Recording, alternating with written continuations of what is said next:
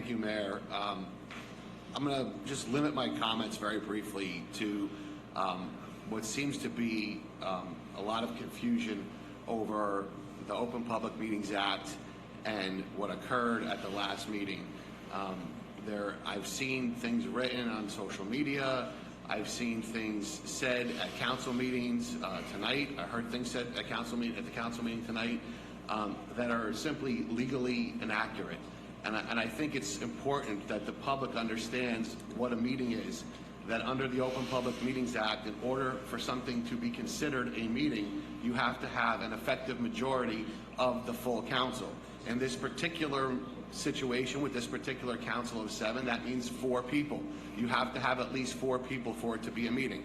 There is nothing in any law, case law, statute, or otherwise, and I challenge all of the people that spoke tonight, if they want to send me any information or come speak to me or call me, as I always do, I'll be glad to talk about it with them, but there is no law that says that you cannot have a group of less than 4 people speaking. There's also no law that says that when you've been going for 3 hours plus, I think it was actually almost 3 hours and 40 minutes at the time that the break was taken by the mayor, that's wrong.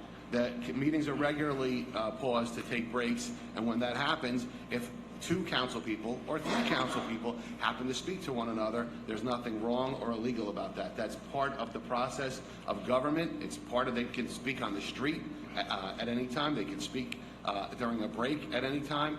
There's been no laws that have been made or passed to change that or to alter that.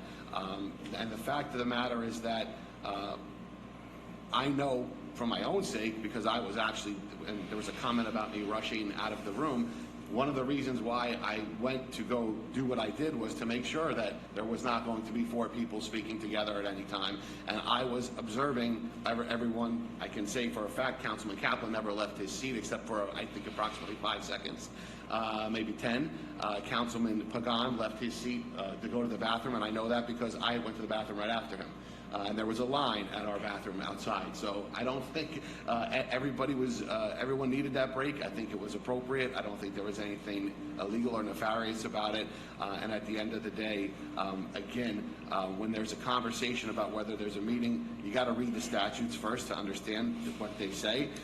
And a closed session meeting, because that was also just brought up by one of the speakers, a closed session meeting is actually a meeting. It means there are 4 people there, and the meeting is closed because of one of the exceptions, which the speaker referenced. But that's actually a meeting. It's a legal meeting under the definition of the statute in the Open Public Meetings Act, which means, again, you have 4 people and you're discussing something that's not permitted, 4 people or more in this case, and it's something that's not permitted to be discussed among the general public until, like, for example, in a litigation matter, until the litigation has been concluded.